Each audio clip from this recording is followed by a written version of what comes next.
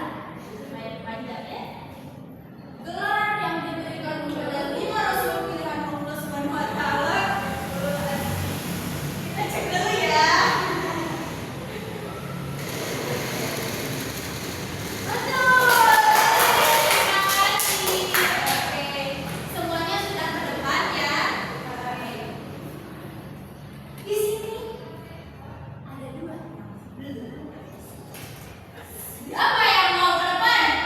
Satu, dua.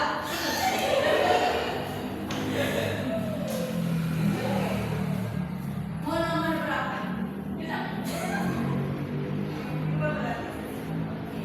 Tentang dulu.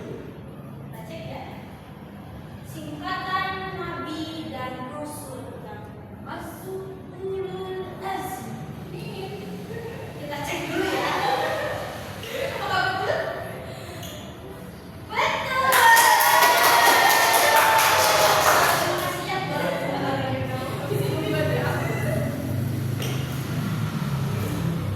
Nomor 5. Kita cek.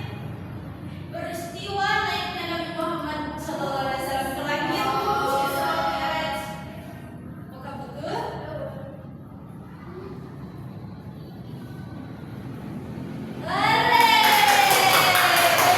Terima kasih. Itu adalah tentang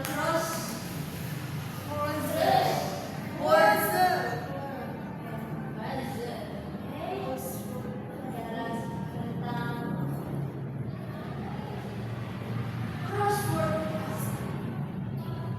Sebelum kita akhiri, kita berdiri teman-teman. Ini ada wow ya. Wow, oke. Ibu contohkan terlebih dahulu. Tepuk wow. W O wow. W wow. Wow keren. Wow keren. Wow keren. Oke. Bisa dicoba? Bisa. Tepuk wow. W O W wow keren. Wow keren. Wow keren. Wow keren. Saja materi kali ini. Oke, yang tadi game yang menang ada siapa saja? 3 tadi. Bisa Erina Yanti. Ya, boleh ke depan. Ya, untuk permainan tadi permainan quiz yang 2 terakhir itu ada Grace dan Putri. Oke, ke depan. Terima kasih ya sudah mengikuti pembelajaran hari ini. Kalian berhak mendapatkan reward.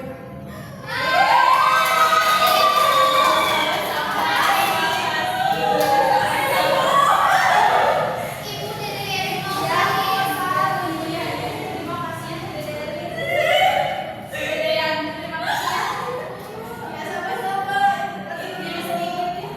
Terima kasih ya sama-sama. Terima kasih. Bentar, kita foto terlebih dahulu.